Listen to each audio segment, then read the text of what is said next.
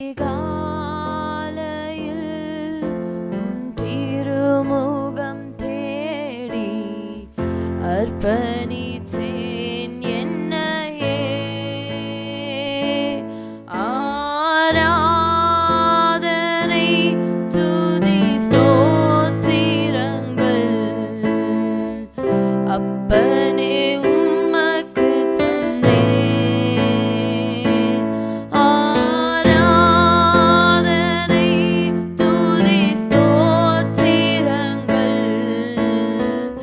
அப்பனே உமக்கு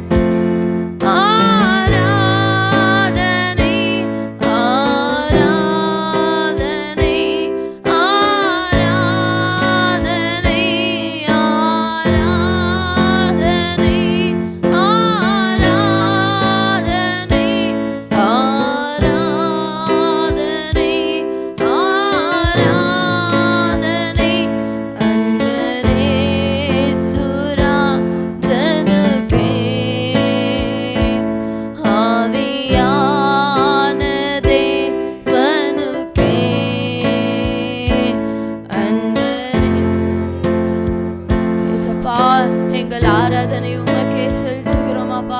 ஆவியானவரே உமக்கே நாங்கள் செலுத்துகிறோம்.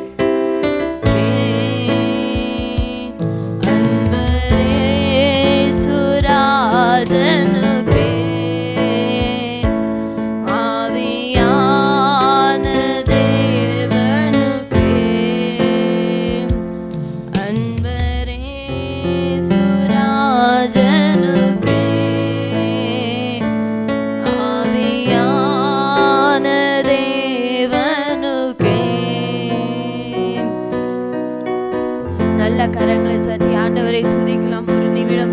ஆண்டவரே எங்கள் துதிக்கு பாத்திரரே உம்மை வரவேற்கிறோம் அப்பா. எங்கள் ஆராதனைக்குரியவரே உம்மை வரவேற்கிறோம் அப்பா. இதோ இந்த நாளில் அப்பா ராஜனே நாங்கள் ஒரு மனதோடு உம்மை துதித்து ஆராதிக்க வந்திருக்கோம். எங்களை ராஜனை பலப்படுத்துங்க. இயேசு கிறிஸ்துவின் நாமத்தில் ஜெபிக்கிறோம் நல்ல பிதாவே.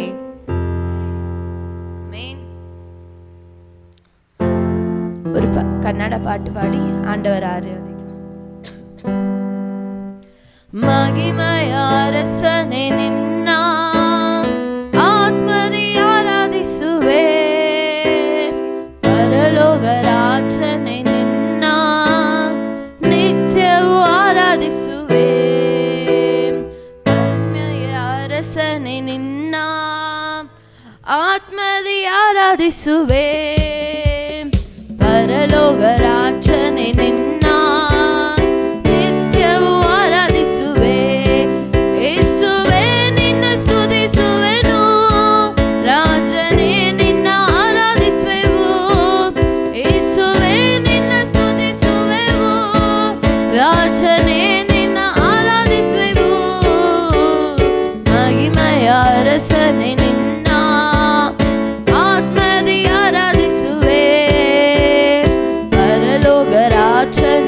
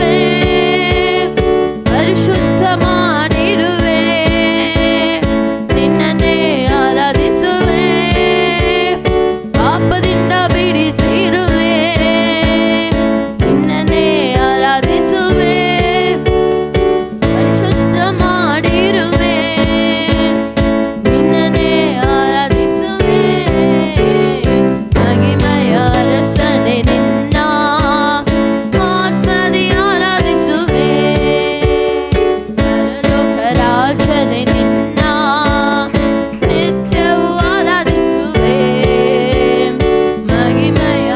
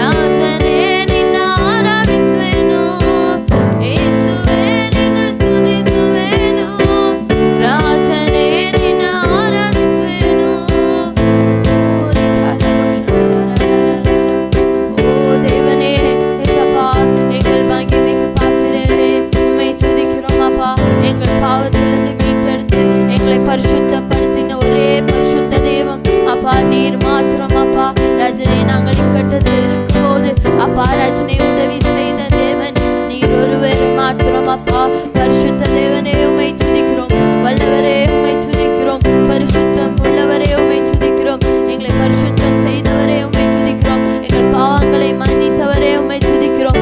அப்பா ராஜனே இதோ ராஜனே சப்பா எங்கள் மத்தியில இறங்கி வந்ததுக்காக ஸ்தோத்திரம், எங்களை ராஜனே சப்பா பரிசுத்தப்படுத்தினதுக்காக ஸ்தோத்திரம். அப்பா ராஜனே சப்பா நீர் அப்பா உங்க நாம மகிமை அடையணும்.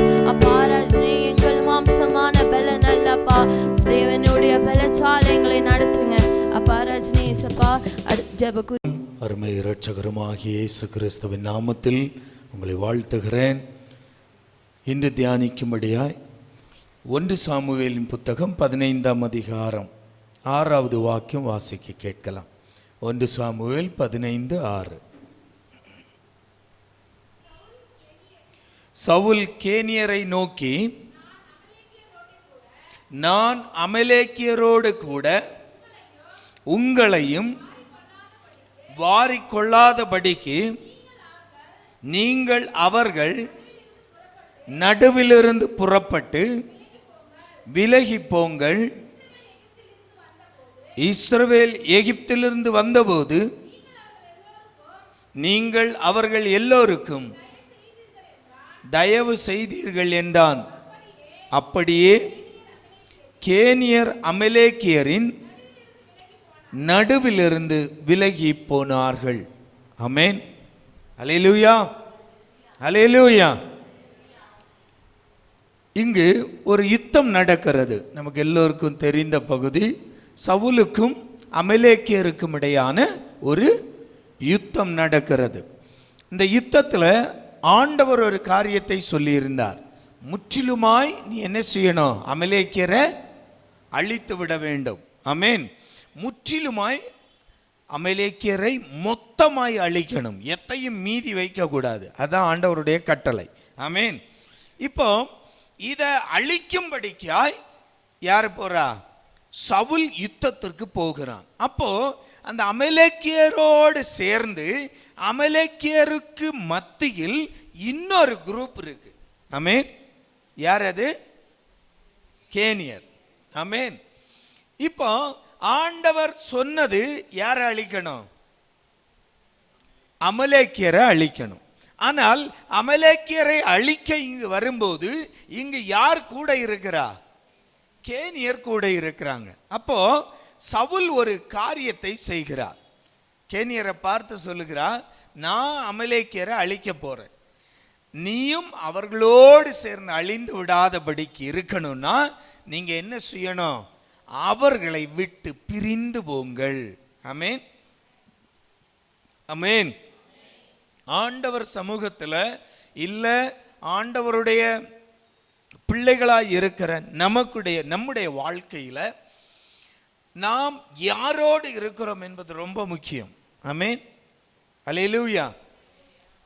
நாம் யாரோடு இருக்கிறோம் பாருங்க. இங்க கேனியர் அவர்கள் நன்மை செய்தவர்கள். பாருங்க, அவரே சொல்றாரு, சவுல் சொல்றாரு, நீங்கள் அவர்கள் நடுவில் இருந்து புறப்பட்டு விலகி போங்கள். இஸ்ரவேல் எகிப்திலிருந்து வந்தபோது நீங்கள் அவர்கள் எல்லாருக்கும் தயவு செய்தீர்கள். ஆமென்.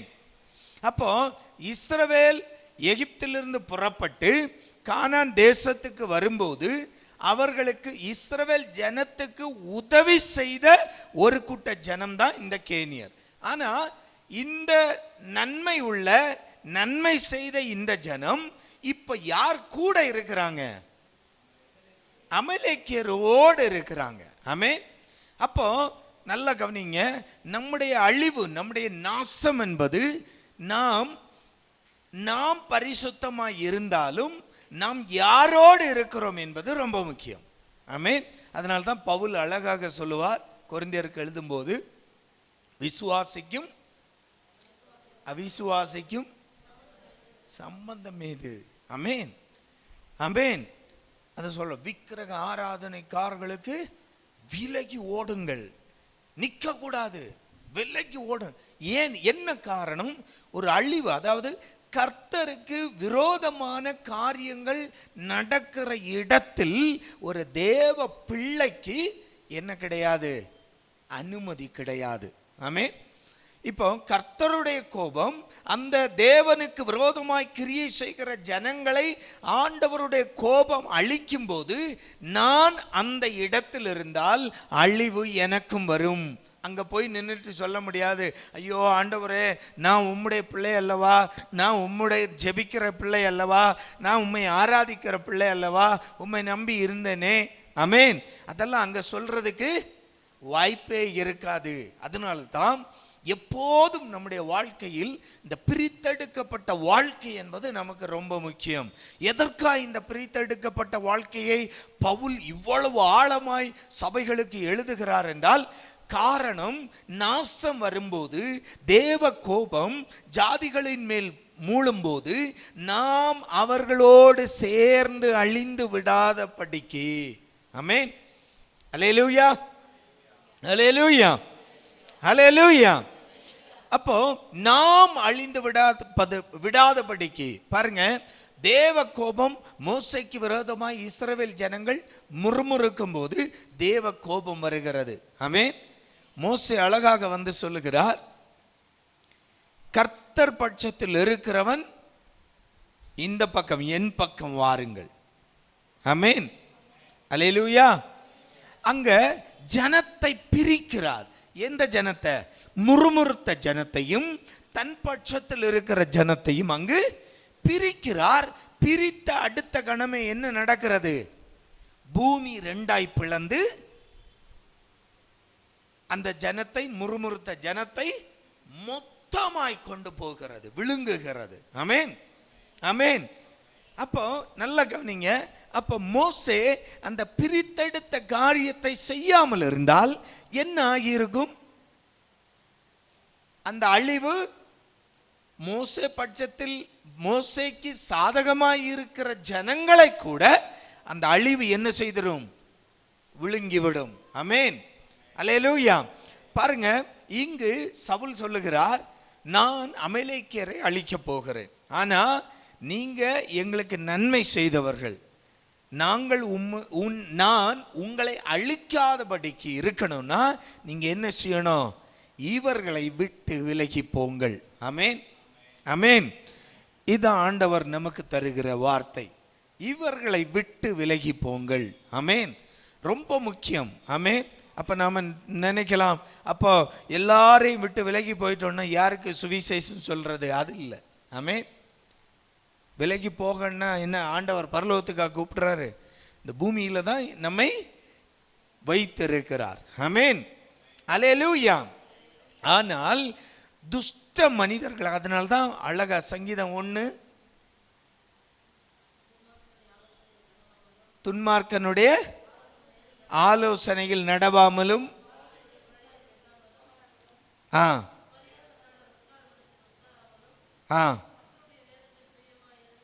நடக்கக்கூடாது, உட்காரக்கூடாது,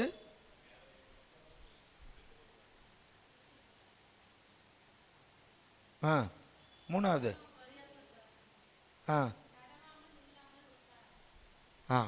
ஆமே, நடக்கக்கூடாது, நிற்கக்கூடாது, உட்காரவும் கூடாது. அப்போ என்னதான் செய்யணும்? ஓட தான் செய்யணும். ஆமென், ஆமென். துன்மார்க்கனையும் பரியாசக்காரனும் பாவிகளும் இவங்களை எல்லாம் விட்டு நம்ம என்ன தான் செய்யணும்? விலகி தான் இருக்கணும். ஆமென். அவனோடு கூட சேர்ந்து இருந்து கொண்டு சுவிசேஷம் சொல்ல ஆண்டவர் சொல்லவே இல்லை. ஆமென், அல்லேலூயா, அல்லேலூயா, அல்லேலூயா. இரண்டாவது காரியம், அவனில் உள்ள, அதாவது ஒரு அழிவு வரும்போது, ஒரு தீமையை காணும்போது அதற்கு உள்ளில் இருக்கிற நன்மையையும் என்ன செய்யணும்? பிரித்து அறியக்கூடிய புத்தி வேணும். ஆமென், அல்லேலூயா, அல்லேலூயா. இப்போ ஒரு ஆளை நம்ம பார்க்குறோம், அவங்க ஏதோ ஒரு வார்த்தை சொல்லிடுறாங்க, அந்த அவங்க சொன்ன வார்த்தை நமக்கு என்ன செய்யுது? காயப்படுத்துது. அப்போ நமக்கு என்ன செய்யுது? அவங்க மேலே ஒரு வெறுப்பு வந்துடுது. கோபம், எரிச்சல், வெறுப்பு அவங்க பார்த்தாலே ஆகாது. ஆமென். அல்லேலூயா, அல்லேலூயா. பார்த்தாலே என்ன செய்ய மாட்டேங்குது, ஆக மாட்டேங்குது. ஆமென். ஆனால் அதற்கு முன்பாய் அவர்கள் நமக்கு நன்மை செய்திருப்பார்கள். ஆமென். கேனியர் என்ன செய்தாங்க, இஸ்ரவேலுக்கு நன்மை செய்தார்கள். எப்போ? பிதாக்களுடைய காலத்தில், சவுலுடைய காலத்தில் அல்ல, பிதாக்களுடைய, எகிப்திலிருந்து இஸ்ரவேல் ஜனம் புறப்பட்டு வந்த அந்த தலைமுறையில் இருந்தபோது அவர்கள் நன்மை செய்தவர்கள். ஆனா சவுல் என்ன செய்யறாரு பாருங்க, தன்னுடைய காலத்தில் பிதாக்களுக்கு நன்மை செய்தவர்களை கூட சவுல் மறக்கவில்லை. ஆமென், ஆமென், அல்லேலூயா. ஒன்று நம்முடைய பிரித்தெடுக்கப்பட்ட வாழ்க்கை. ஆமென். அது ரொம்ப முக்கியம். நாம் யாரோடு இருக்கிறோம்? அழிவின் கூட்டத்தோடு இருக்கிறோமா, பரிசுத்தவான்களுடைய கூட்டத்தோடு இருக்கிறோமா? ஆமென். நாம் சாபத்துக்கு, தேவ கோபாக்கினையை சுதந்தரிக்க போகிற, இல்லாவிட்டால் தேவ கோபாக்கினையில் அழிந்து போகிற ஜனத்தோடு இருக்கிறோமா, இல்ல தேவனை என்றென்றும் நித்திய காலமாய் ஆராதிக்கிற பரிசுத்தர் கூட்டத்தில் இருக்கிறோமா? ஆமென், அல்லேலூயா. நாம் இழந்து போகாதபடி, இல்லாவிட்டால் நம்மை நாசம் தொற்றிக்கொள்ளாதபடிக்கு நாம் பிரிந்து இருக்க வேண்டியது நமக்கு அவசியமாய் இருக்கிறது. ஆமென், அல்லேலூயா, அல்லேலூயா. பாருங்க, அதை சொன்ன உடனே என்ன நடக்குதுன்னா, அப்படியே கேனியர் அமலேக்கியரின் நடுவிலிருந்து விலகி போனார்கள். ஆமென். இப்ப விலகி போன உடனே இங்க என்ன நடக்குது? அப்பொழுது சவுல் ஆவிலா துவக்கி எகிப்துக்கு எதிரே இருக்கிற சூருக்கு போகும் எல்லை மட்டும் இருந்த அமலேக்கியரை மடங்கடித்து அமலேக்கியரின் ராஜாவாகிய ஆகாகை உயிரோடு பிடித்தான். ஜனங்கள் யாவரையும் பட்டய கருக்கினாலே சங்காரம் பண்ணினான். மொத்தமா காலி பண்ணியாச்சு. யாரை தவிர? ராஜாவை தவிர. அப்போ நல்ல கவனிங்க, இந்த கேனியர் ஒருவேளை சவுலுடைய அந்த வார்த்தைக்கு கீழ்ப்படியாமல் அந்த கூட்டத்தில் இருந்திருந்தா, இப்ப சொல்லுங்க, கேனியர் பிழைத்திருப்பானா? ஆமென், அல்லேலூயா. பாருங்க, சங்கார தூதன் எகிப்தில் பல பிள்ளைகளை வாதம் பண்ண வருகிறான் கர்த்தருடைய கட்டளையின்படி. இப்போ ஆண்டவர் ஒரு வார்த்தையை சொல்லுகிறார், நீங்கள் ஆட்டுக்குட்டியை அடித்து ஆட்டுக்குட்டியின் இரத்தத்தால் உங்கள் வீட்டு வாசலில், வாசப்படியில் என்ன செய்யணும்? அந்த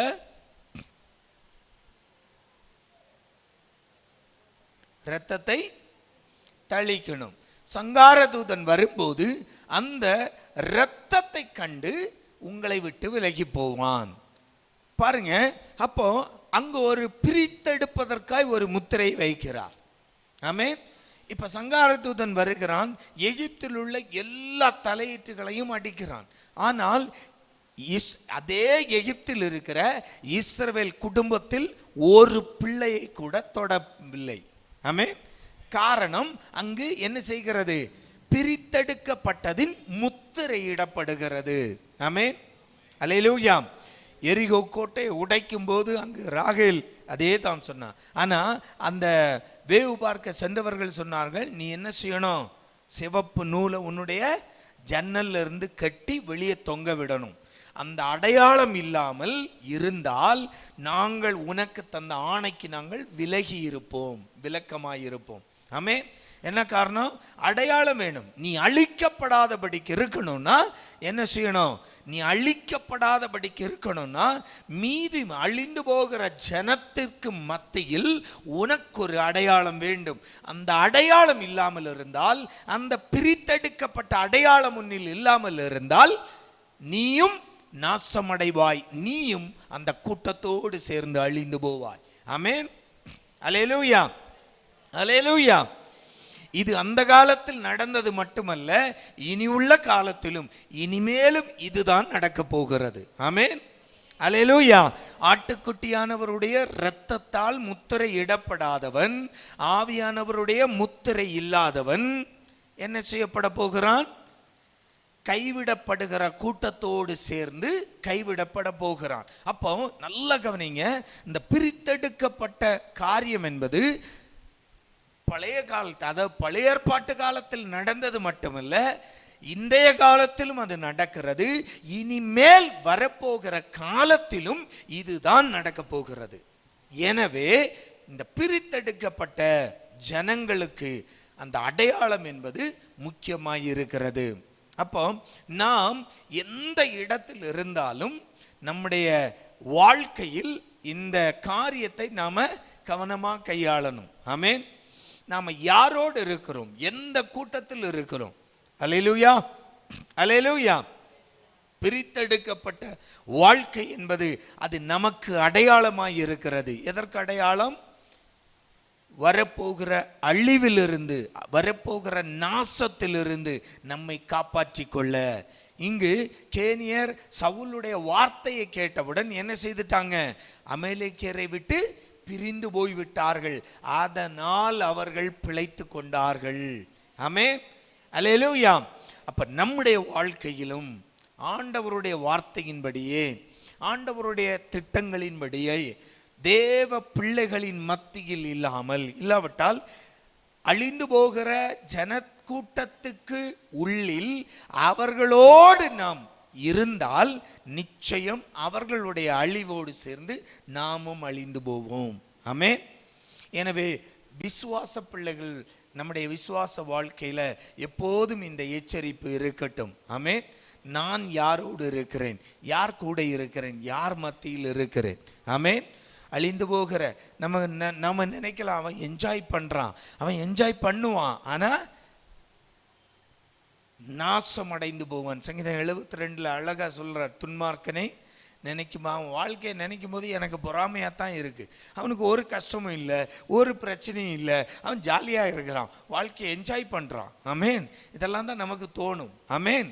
ஆனால் சங்கீதக்காரன் சொல்கிறான், ஆனால் அவனுடைய முடிவை நினைக்கும் போது, ஆமென், ஒரு கணத்தில் அவனுடைய முடிவு என்ன செய்கிறது? மாறி போய் விடுகிறது. ஆமென். என்னுடைய முடிவை காட்டிலும் அவனுடைய முடிவு என்னவா போகுது? நாசமா போகுது. ஆமென். அப்போ அன்பு தேவ பிள்ளைகளே, நம்முடைய வாழ்க்கையிலும் நாம் எங்கு இருக்கிறோம், நாம் எந்த இடத்தில் இருக்கிறோம், யாரோடு இருக்கிறோம், அது முக்கியம். ஆமென். வரப்போகிற அழிவுகளிலிருந்து, வரப்போகிற நாசங்களிலிருந்து நம்மை காப்பாற்றி கொள்ள வேண்டுமென்றால் இந்த தீமைகளிலிருந்து, இந்த பாவ செயல்களிலிருந்து, பாவ ஜனங்களிலிருந்து நாம் பிரிந்து இருக்க வேண்டியது அவசியமாயிருக்கிறது. ஆமென். அதனால தான் சொன்னார், விக்கிரக ஆராதனைக்காரர்களுக்கு விலகி ஓடுங்கள், நிற்காத. நின்ன நீயும் பாவியாகிருவ, நீயும் விழுந்துருவ. ஆமென், அல்லேலூயா. அப்போ இந்த பொல்லாத காரியங்களுக்கு, தேவன் அருவருக்கிற காரியங்களுக்கு விலகி ஓட வேண்டியது நம்முடைய ஓட்டமாய் இருக்கிறது. ஆமென், அல்லேலூயா.